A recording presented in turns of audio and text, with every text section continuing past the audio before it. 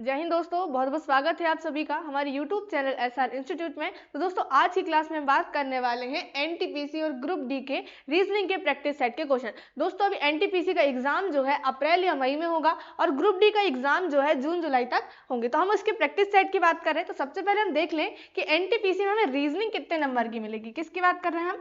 NTPC exam की। तो NTPC का एग्जाम जो है 2 शिफ्ट में होगा, मतलब कि हम कहें एक सीबीटी फर्स्ट और सीबीटी सेकेंड। तो सीबीटी 1 में जो होगा, सीबीटी 1 में कितने नंबर का? 30 नंबर की क्या आएगी, उसमें रीजनिंग आएगी। और सीबीटी सेकंड में क्या आएगी? 35 नंबर की हमें रीजनिंग उसमें देखने को मिलेगी। और ग्रुप डी की एग्जाम की हम यहीं पे बात करें तो ग्रुप डी का जो एग्जाम है उसमें हमें कितने 30 नंबर की रीजनिंग मिलेगी। दोस्तों रीजनिंग इजी होती है और हमारे यहाँ पर नंबर यहीं से मिलेंगे। नंबर का बेनिफिट हमें कहाँ से मिलेगा? रीजनिंग से ही मिलेगा। तो सबसे पहले आपको क्या करना है, एग्जाम में रीजनिंग ही सॉल्व करना है। चलिए पहले हम क्वेश्चन देख लेते हैं किस तरह के क्वेश्चन हमें एग्जाम में देखने को मिलते हैं। चलिए पहला क्वेश्चन हम यहाँ पे देखें क्या दिया गया। कैलेंडर से क्वेश्चन है, निरंतर 300 वर्षों में महीने की 31 तारीख कितने बार आएगी। अब हम इसको कैसे निकालेंगे, उसके लिए हमें पता होना चाहिए कि एक वर्ष में जो है 31 तारीख कितने बार आती है। तो कितने बार आती है, तो याद रखेंगे आप लोग, एक वर्ष में कब कब आती है।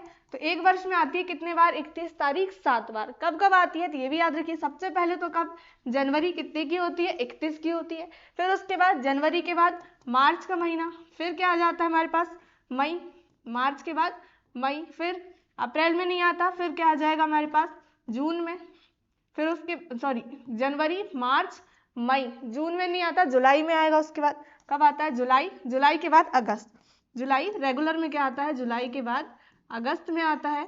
उसके बाद अक्टूबर में, अगस्त के बाद अक्टूबर, फिर क्या आता है? दिसंबर। तो ये कितने बार आते हैं? 7 बार आता है साल में। क्या? 31 तारीख। जनवरी, मार्च, मई, जुलाई, अगस्त, अक्टूबर और दिसंबर में। तो दोस्तों हमसे क्या पूछा है, निरंतर 300 वर्षों में महीने की 31 तारीख कितने बार आएगी। तो हमने देख लिया अभी एक वर्ष में कितने बार आ रही है? 7 बार। हमसे कितने वर्षों में पूछा है? 300 वर्षों में। कितने वर्षों में? 300 वर्षों में पूछा है कि कितने बार आएगी 31 तारीख। तो हम क्या करेंगे यहाँ पर भी क्या कर देंगे हम? 300 का मल्टीप्लाई, क्योंकि एक वर्ष में कितने बार? 7 बार। तो 300 वर्ष में क्या हो जाएगा? 7 का मल्टीप्लाई कितने बार? 300 बार। 7 तिया 21। तो कितने बार पड़ेगी दोस्तों? तो 2100 बार क्या पड़ेगी यहाँ पर? 31 तारीख पड़ेगी। कितने वर्षों में? 300 वर्षों में। क्या आ जाएगा आंसर? ऑप्शन नंबर सी 2100 आ जाएगा। तो चलिए याद रखेंगे कितने बार आती है एक वर्ष में 31 तारीख? तो 7 बार। चलिए अगला क्वेश्चन पासे का दिया गया है। दिए गए पासे को बंद करने पे कौन सा घन बन सकता है। अब कौन सा घन बन सकता है? अब यहाँ देखें तो क्या दिया गया है? खुला पासा। क्या दिया गया है? खुला पासा। अब हमें खुला पासा दिया गया है तो यहाँ पर हम किस तरह से समझे इसको कि हम बंद करेंगे तो आकृति कैसी बनेगी। तो यहाँ पर एक चीज याद रखना, जो एम है इसके विपरीत एक छोड़कर क्या होगा? एक फलक के विपरीत। जैसे एम के विपरीत फलक पर क्या होगा? यहाँ पर पी होगा। एक को छोड़कर देखना, जैसे यहाँ पर एन है और एन के बाद क्या लिखा है? क्यू, उसको हमें छोड़ देना। उसके बाद जो होगा, जैसे यहाँ क्या लिखा है? ओ लिखा है, तो एन के विपरीत फलक पर क्या होगा? ओ होगा। अब जो बचा हमारे पास क्या बचा है? आर और क्यू बचा। तो ये क्या होंगे? एक दूसरे के विपरीत फलक पर। अभी पासा खुला हुआ है, हम बंद करेंगे तो क्या होगा? एम के विपरीत पी, एन के विपरीत ओ और आर के विपरीत फलक पर क्या होगा? क्यू। हमेशा हम इसी तरह से लेंगे। चलिए अब यहाँ पर हम देखें, अब पासा की हमारे पास स्थिति दी गई है तो हमारे पास अपोजिट फलक तो दिए नहीं होंगे, एक ही फलक दिया होगा, उसका विपरीत फलक तो छुप जाता है। हम उससे अब पहला ऑप्शन हम सीधे ऑप्शन में देखें क्या दिया हमारे पास? पी, क्यू और आर। हम यहाँ पर देख लेते हैं एम, एम के अपोजिट क्या आएगा? पी आएगा। फिर आर के अपोजिट क्या आएगा? तो आर के अपोजिट क्यू आएगा। उसके बाद क्या दिया? एन, तो एन के अपोजिट क्या आएगा? ओ आएगा। चलिए अब यहाँ हम देखें पी दिया है, ठीक है, तो पी के अपोजिट क्या है? यहाँ पर एम है, तो एम हमारे पास फलक में नहीं दिख रहा है, ठीक है, हो सकता है हमारा। फिर उसके बाद क्यू हम देखें, क्यू के अपोजिट क्या है? आर है, तो आर यहाँ पर नहीं होना चाहिए, लेकिन आर यहाँ पर दिया गया, मतलब ये पासा हमारा नहीं हो सकता। चलिए अगले में आते हैं, क्या दिया है यहाँ पर? क्यू, एन और पी। चलिए क्यू के अपोजिट क्या है? आर है और यहाँ पर आर नहीं दिया गया। उसके बाद यहाँ देखें एन है, तो एन के अपोजिट क्या है? ओ है और ओ भी यहाँ पर नहीं दिया गया। और क्या दिया है? पी, और पी का अपोजिट एम है, यहाँ पर नहीं दिया। क्या आ जाएगा? ऑप्शन नंबर बी आ जाएगा, क्योंकि क्यू, एन, पी के अपोजिट जो विपरीत फलक होंगे यहाँ पर नहीं दिए गए, क्योंकि सभी क्या है? अलग अलग है। तो आंसर क्या आ जाएगा? Option number B. चलिए आगे भी एक बार देख लीजिए, यहाँ पे क्या दिया? एम, एन और पी। अब एम के अपोजिट क्या है? पी। यहाँ पे तो साथ में दे दिया, लेकिन वो क्या है? विपरीत फलक, तो हमें एक फलक दिखेगा और दूसरा नहीं दिखेगा, तो ऑप्शन नंबर सी भी नहीं होता। तो यहाँ देखें एम, क्यू और क्या दिया? आर दिया। अब यहाँ देखें आर के विपरीत फलक पर क्या होगा? क्यू। यहाँ तो आइट साइड है, तो क्या आ जाएगा? ये भी हमारा गलत हो जाएगा, क्योंकि विपरीत फलक में क्या होगा, आर और क्यू विपरीत में होंगे, यहाँ पे आजू बाजू में लिखे। क्या जाएगा आंसर हमारा, ऑप्शन नंबर बी आ जाएगा। चलिए आगे बढ़ते हैं। किसी कोड भाषा में प्रोटेक्ट को ये कहा गया हो तो उसी तरह एलिफेंट को क्या कहा जाएगा। चलिए अब यहाँ पर हम समझ लेते जरा किस तरह से क्वेश्चन दिया गया है। चलिए प्रोटेक्ट, सबसे पहले हम यहाँ पर नंबर लिख लेते हैं। पी का number 16, R 18, O 15, T 20, E 5, C 3, T 20। यहाँ हम देखें क्यू का नंबर 17, एस का number 19, P 16, Y 25, F 6, D 4 और यू का नंबर 21। अब यहाँ पर हम देखें 16 और 17 संख्या, यहाँ पर 1 प्लस 18 और 19, 1 प्लस 15 16, 1 प्लस 20 और 25। यहाँ पे संख्या कितनी, 5 प्लस 5 और 6, 1 प्लस 3 और 4, 1 प्लस 20 और 21। यहाँ पर भी 1 प्लस। अब यहाँ पर हम देखें तो बीच वाले नंबर में क्या हुआ है, 5 प्लस, बाकी सभी में क्या हुआ, 1 1 प्लस हुआ है। हम इसी आधार पर निकाल लेंगे जो हमारे से पूछा है।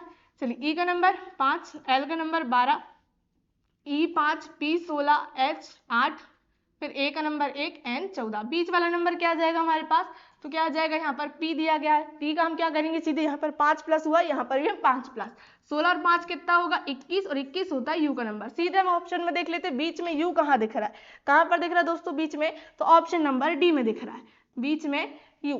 तो सीधे आंसर क्या मिल गया, ऑप्शन नंबर डी। आप पूरा भी सॉल्व कर सकते हैं लेकिन हमें एग्जाम में वहां पर टाइम बचाना है। चलिए पहली संख्या का संबंध दूसरी संख्या से उसी तरह तीसरी संख्या का संबंध बताइए। चलिए अब हम यहाँ पे देखें 37 और सीधे सीधे संख्या क्या दी है, 1369।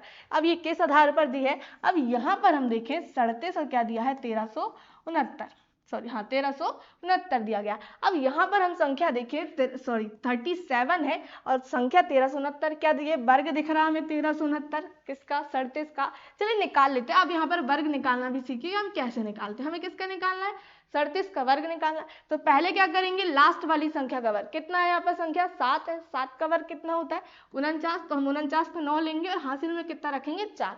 अब उसके बाद क्या रखेंगे, सेकंड स्टेप क्या करेंगे, 7 का मल्टीप्लाई 3 बार, 7 तिया 21। अब 21 का मल्टीप्लाई हम ये कह सकते हैं कि ये 2 बार करना है। 21 दूनी कितना हो जाएगा 42, 42 और 4 कितना हो गया हमारे पास 46 का 6, फिर से हासिल में कितना है 4 है। फिर पहली संख्या का वर्ग करना है, 3 का वर्ग 9, 9 और 4 कितना हो जाएगा हमारे पास 13, तो 1369 और यही दिया गया हमारे पास।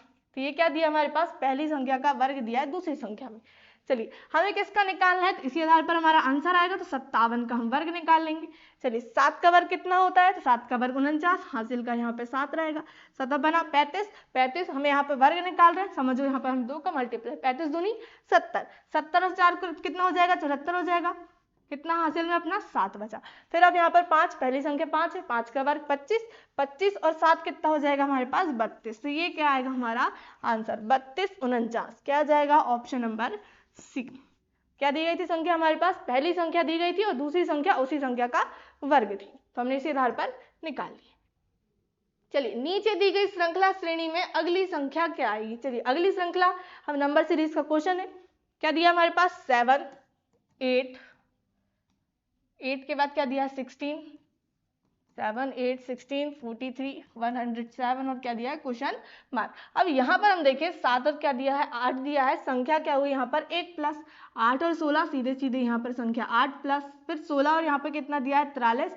हम यहाँ पे संख्या देखें कितनी प्लस हुई है, तो यहाँ पर हुई है 27 प्लस, कितनी 27 प्लस। फिर यहाँ हम देखें कितनी संख्या प्लस हुई है, तो यहाँ पर हुई है 64 प्लस। अब यहाँ पे सीरीज हमें देखना है कि सीरीज किस आधार पर बन रही है, 1 8 27 और 64। हमें क्या संख्या दिख रही है यहाँ पर, वर्ग दिख रही है, क्या दिख रही है वर्ग दिख रही है हमारे पास सीरीज। ये 1 का सॉरी घन, 1 का घन 2 का घन 8 3 का घन 27 4 का घन 64। तो जो आगे सीरीज होगी वो क्या बनेगी हमारे पास 5 का घन बनेगी। 5 का घन कितना होता है तो 125। हमें क्या करना है 107 में 125 को जोड़ देना, कितना आ जाएगा 107 और 125 तो 232 आ जाएगा। क्या आ जाएगा हमारा आंसर जोड़ने पे 232। तो जो अगली संख्या होगी क्वेश्चन मार्क की वो क्या आ जाएगी 232 आ जाएगी, ऑप्शन नंबर सी आंसर हो जाएगा।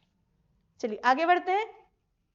क्या दिया है, किसी सांकेतिक भाषा में लाइफ को 4372 लिखा है और गोल्ड को 7658 लिखा है, तो एल का कूट क्या होगा। बस हमें क्वेश्चन से क्या ढूंढना है, आंसर इसमें ढूंढना है।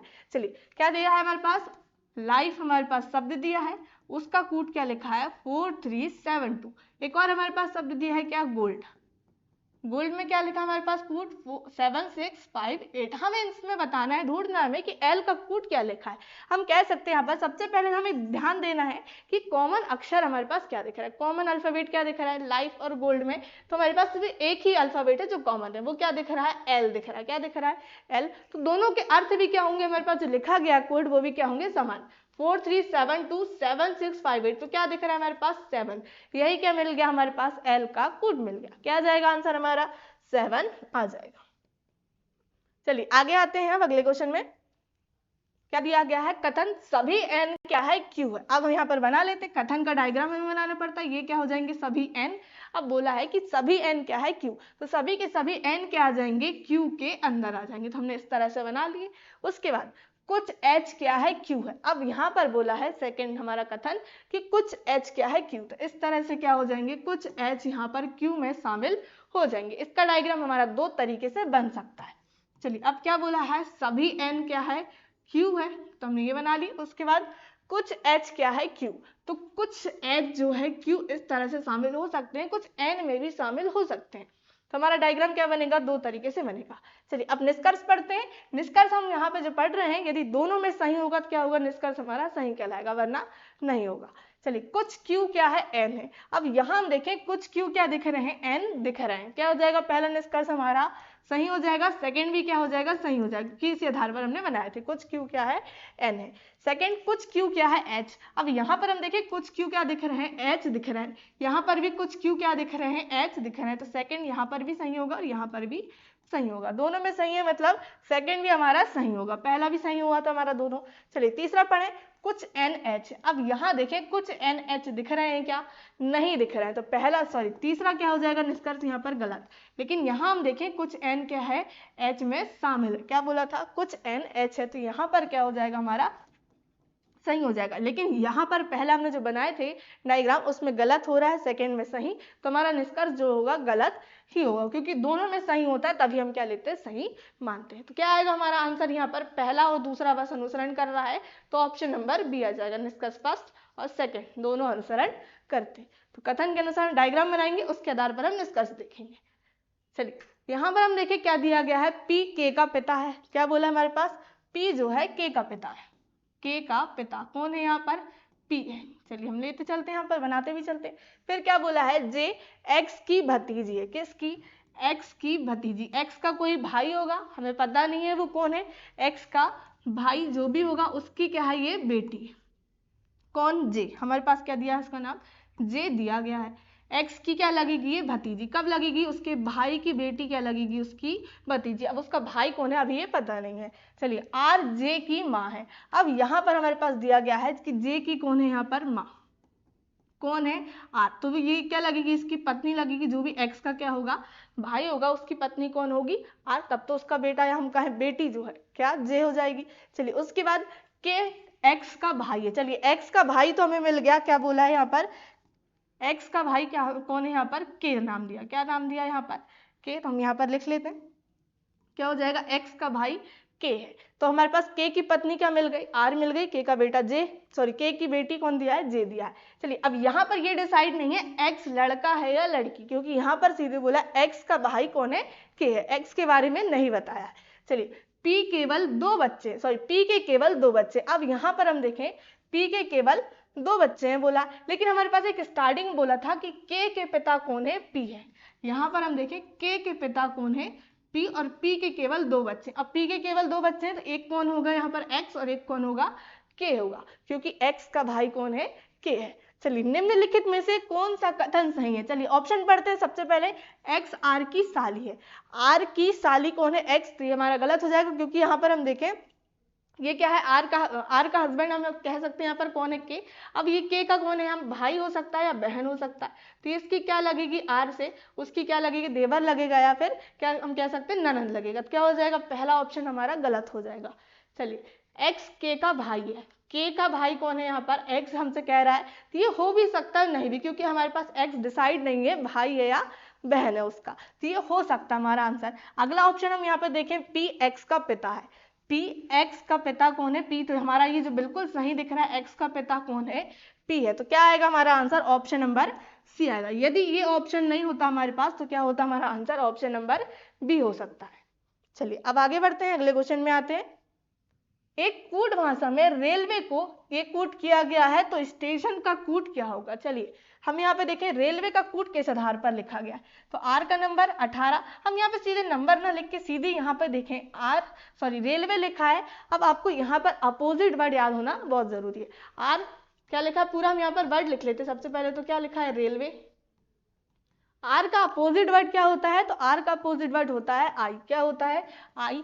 ए का होता है जेड, आई का होता है आर, एल का होता है ओ, डब्ल्यू का होता है डी, ए का जेड और बाय का बी। अब यहाँ पर हम अल्फाबेट देखें तो सीधे हम यहाँ पर पहले नंबर लिख लेते हैं। आई का number 9, Z 26, R 18, O 15, D 4, Z 26 और बी का नंबर 2। अब जो लिखा है हम उसका भी कोड लिख लेते हैं। एच का नंबर 8, वाई का नंबर 25, क्यू 17, एन 14, सी 3, वाई 25 और ए का नंबर 1। अब आप लोग समझ गए होंगे कि यहाँ पर अपोजिट वर्ड हमने क्यों लिया है। क्या दिख रहा है? सभी एक एक हमें माइनस दिख रहा है। क्या हो रहा है? सभी में एक एक कम हो रहा है। हम स्टेशन का भी इसी आधार पर निकालेंगे। सबसे पहले स्टेशन के जो अल्फाबेट है उनके क्या लिखेंगे हम? Opposite word. चलिए एस का अपोजिट वर्ड क्या होता है? तो सीधे हम यहाँ पर लास्ट वाले देख लेते हैं ना। ऑप्शन क्या दिया गया? पी के, एल के एल, क्यू एल, सभी अलग अलग दिख रहे हैं। सीधे लास्ट के 2 अक्षर का हम क्या निकाल लेते हैं जो हमने यहाँ पर किए पहले अपोजिट वर्ड और उसमें से एक माइनस। चलिए ओ का अपोजिट क्या होता है? एल। और एन का अपोजिट क्या होता है?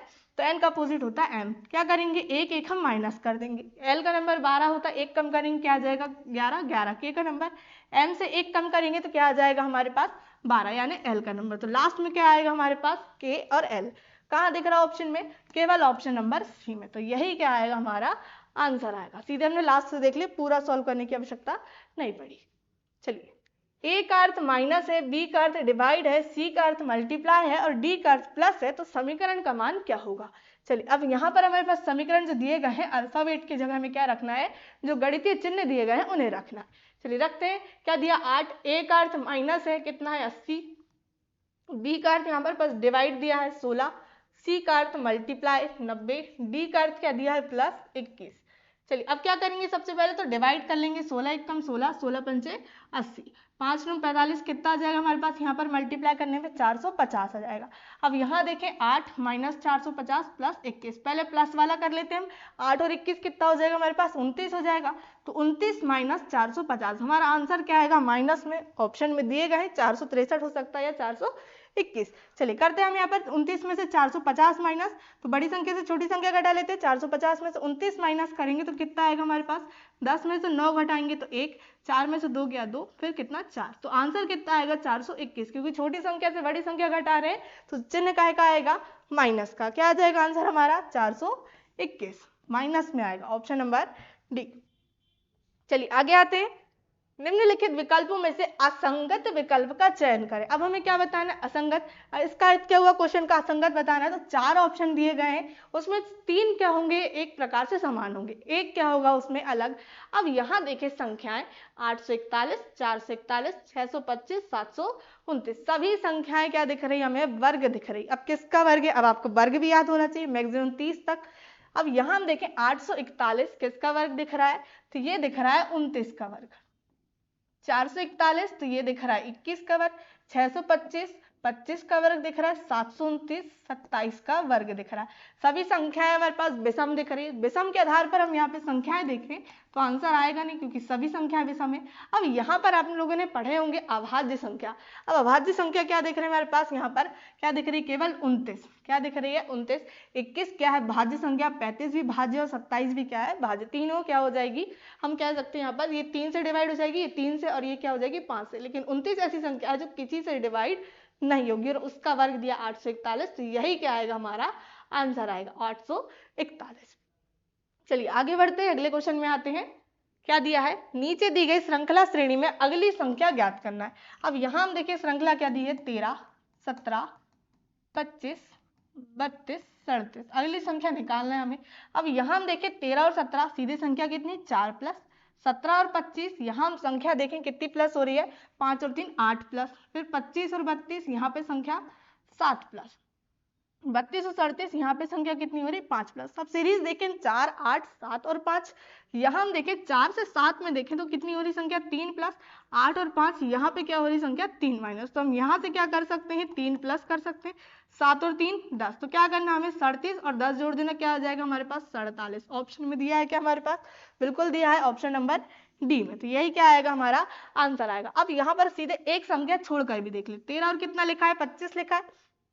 यहाँ हम संख्या देखें तो कितना प्लस हो रहा है 12 प्लस, 25 और 37 यहाँ पर भी हम संख्या देखें तो सीधे कितना 12 प्लस हो रहा है।